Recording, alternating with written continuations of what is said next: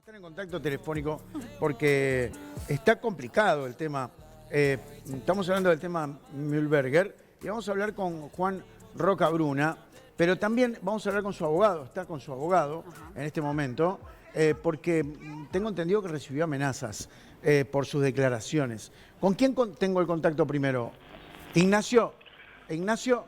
Sí. ¿Qué tal, Ignacio? ¿Cómo le va? ¿Cómo anda, doctor? ¿Qué tal? ¿Cómo le va? Buenas tardes. Gracias por atendernos. Su cliente, No, por favor, gracias a ustedes. Juan, ¿recibió amenazas? Así es. Juan estuvo presente el día jueves en allanamiento. Luego de eso, él subió las historias contando cómo estaba presente la parte móvil. Y a de eso recibió una amenaza por parte de la abogada que hace las veces de derecho laboral de la empresa. Diciendo, Doctor, tenemos un problemita como de saturación. Fíjese si a ver si puede alejarse un poquito del micrófono del teléfono. A ver, ¿ahí me escucha mejor? Se aclaró un poco, a ver. Perdóneme. ¿Ahí? Dígame. ¿Ahí me escucha? Ahí perfecto, dígame, sí. Bien, como le decía, el día jueves se realizó el allanamiento. El día viernes, en raíz de todos los hechos tan traumáticos que vivió, Sí. decidió realizar unas historias que subió a su Instagram personal. Y el día siguiente recibe una amenaza de parte de la abogada laboralista de la empresa, diciéndole que sabía con la gente que estaba metiendo, que era una gente pesada, poderosa, que si le pasara algo ya sabía. Bueno, en base a eso es que, bueno, se contacta con nosotros y el día domingo realizamos una denuncia por delito de amenazas. Y luego de eso, bueno, toma estado público todas las declaraciones que Juan fue virtiendo por todos los medios. Bien. ¿Podemos hablar con Juan un minuto? Sí, por supuesto, a ver, le pasó. Cualquier cosa lo consultamos, doctor. Bien. Juan. Hola. ¿Qué hace, Juan? ¿Cómo te va? Gracias. Luis Alberto te habla acá de Uruguay. Gracias a usted. Hola, Bueno, Luis, ¿cómo estás? vamos a aclarar que estás saliendo telefónicamente porque donde estás es imposible hacer una conexión vía Skype. Por eso lo hacemos telefónico. Claro. Juan, qué momento, ¿no? Digo, porque estás en medio de una tormenta. ¿Desde cuándo estabas vos con el médico Mühlberger? Trabajé en su clínica a partir del 7 de enero, o sea que arranqué este año ya trabajando ahí. Y bueno, como les decía recién Ignacio Trimarco, hasta el jueves del allanamiento estuve en la clínica todavía, digamos, ahora porque decidí, además a partir de la denuncia que hicimos y todo, desvincularme, digamos, de este lugar, pero nadie me echó en ningún momento, digamos, siempre fue a partir del allanamiento que decidimos y de la amenaza esta denuncia para protegerme, no solamente por miedo, sino por haber vivido el allanamiento, que también en sí fue un hecho bastante extraño para mí, porque nunca había estado ni cerca de una cuestión policial así, o de inspección. ¿Se cortó? No. Juan, ¿tu trabajo era simplemente administrativo? Sí. Hacía todo lo administrativo de la clínica, de lo que hace un recepcionista, como en cualquier lugar, tipo recibir llamadas, contarle a los pacientes cómo era la dinámica de los turnos, la agenda, abrir la puerta. ¿Es verdad que vos tenías constante... un permiso para salir a trabajar falso que te había dado Mühlberger? Me di cuenta cuando la policía... Sí, o sea, tenía un permiso para ir a trabajar en época de cuarentena, con el que viajé 2 semanas sin ningún tipo de problema, hasta que un día en uno de los controles me dicen que ese permiso no servía, ¿no? Que tenía que hacer una declaración jurada. Entonces a partir de ahí fueron mis interrogantes hacia mi jefe de que necesitaba algo legal como para salir a mi casa, y incluso tuve una Juan, perdona, pero a ver, ¿vos te dabas cuenta que era trucho? ¿No te habías dado cuenta hasta que te lo dijo la policía? ¿O vos sabías, sospechabas de algo? Porque tengo entendido que el permiso estaba a nombre de una clínica odontológica. Sí, es así. El primer permiso que me dan es una hoja membretada de la clínica, en donde dice que estoy exceptuado por ser administrativo en salud, y tiene el sello y la firma del doctor. Bien. La declaración jurada que yo hago es la que tiene un peso legal y la que figura como centro de salud y odontología. Eso pasa después. Yo viajé 2 semanas con un permiso de una hoja membretada de la clínica con la firma del doctor, en donde decía que yo era personal esencial para las actividades que se hacían ahí, que eran meramente de salud. ¿Vos percibías en el funcionamiento de la clínica, percibías algo que no estaba bien, o no? ¿Vos veías que era el funcionamiento típico de una clínica donde van pacientes, se atienden y punto? ¿O veías algo extraño? Extraño con respecto a lo legal, únicamente el jueves, en donde tomo conciencia de que había un montón de cosas que no estaban reguladas. Si me preguntás con respecto a eso, si me preguntás con respecto a si creo en que las cosas que él prometía o los tratamientos que se hacían eran ciertos, eso, bueno, es mi opinión, pero con respecto a lo que es la ley, el jueves es que tomo conocimiento de que tanto la clínica no estaba habilitada, como también el falso permiso con el que estuve circulando, que incluso me hacen también un acta en la justicia, ¿no? ¿Te hacen un acta a vos?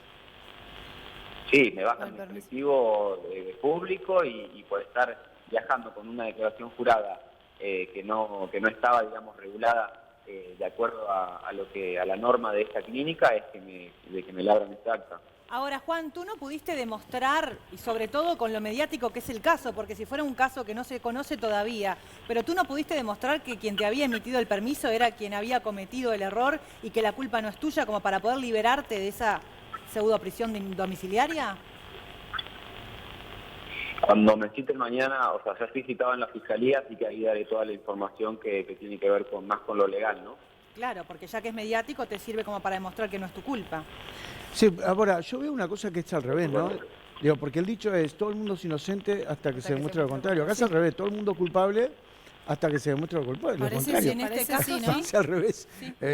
Porque, digo, te dieron a vos, te dieron prisión domiciliaria sin estar seguro de que vos eras de una especie de cómplice, digamos, o que sabías lo que estabas haciendo. ¿Muchos famosos te cruzabas, Juan? No entendí lo que dijiste antes, yo no tengo ninguna presión domiciliaria. ¿Vos no estás apercibido? No, al contrario. Porque es la información que a nosotros nos llegó. Sí, a nosotros nos llega la información de que vos te apercibieron porque tenía... como te dijo Janina recién, por el permiso. Por el permiso trucho. Por circular con un permiso. Mira, es así. A ver. Yo soy empleado de una clínica en recepción. Sí. Se dicta cuarentena obligatoria, me voy a mi casa, me quedo 40 días ahí y un día me dicen que tengo que volver. Ajá. Cuando me dicen que tengo que volver, yo vivo a 3 cuadras de un puente donde se hacen todos los controles policiales, entonces pido un permiso. El permiso que me dan es con el que yo viajé y confié que ese permiso estaba bien. Bien. A las 2 semanas, bien. Un día normal con el mismo permiso es que la policía me dice que eso no estaba habilitado, o sea que con ese permiso yo no podía viajar y ese día es que me hacen un acta en la justicia. Por eso yo le pregunté al doctor y a la secretaria si ellos tenían conocimiento de que con este permiso yo no podía viajar, porque la verdad me estaban perjudicando. Bien, ahí va, Okay. a ese punto íbamos nosotros. Exacto. Te labran un acta, digo, y sin, en realidad vos no tenés nada que ver. A vos te dieron un permiso, vos No confiás. tengo nada que ver, o sea, soy un empleado. Seguro, Claro. vos confiaste en la empresa que trabajás. Cuando me dijeron que tenía que... Soy un empleado que cuando le dijeron que tenía que quedarse en su casa por cuarentena se quedó, y que cuando le dijeron que tenía que retomar las actividades, las retomó. Juan, ¿vos tenías trato directo con Mühlberger? ¿Era un trato, digamos, continuo, así, todo el tiempo?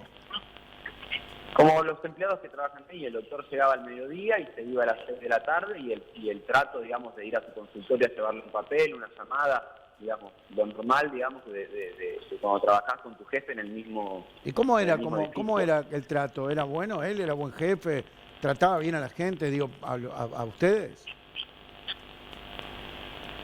Lo que respecta a mí no puedo decir que me haya tratado alguna vez mal, al contrario, siempre la pasé bien ahí, no trabajé en situación de pasarla mal o de sentir que alguien me estaba maltratando, porque yo personalmente nunca estoy en lugares en donde me siento maltratado, pero bueno, eso habla de los privilegios que tengo como para elegir trabajos, pero sé que ahí adentro todos los empleados no tienen otra opción y sí son muy maltratados todos los días.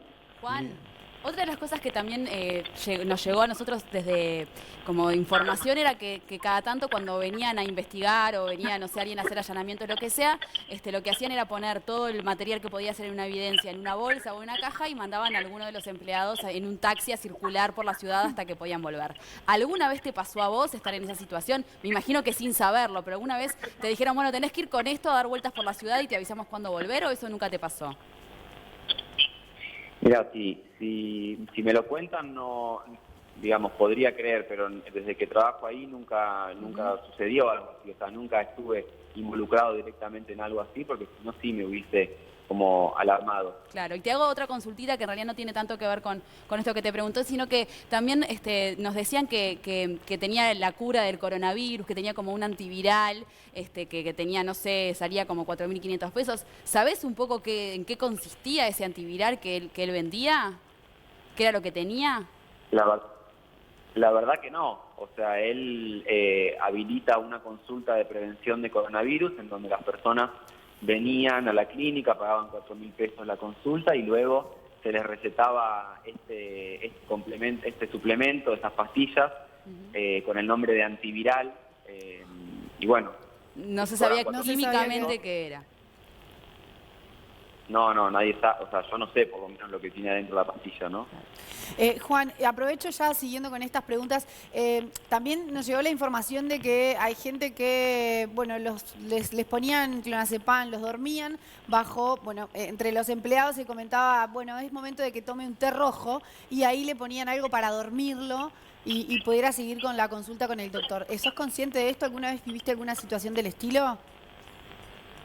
En ningún momento fue algo que decidimos entre los empleados, ni mucho menos, o sea, nada de lo que se hacía ahí era una decisión nuestra.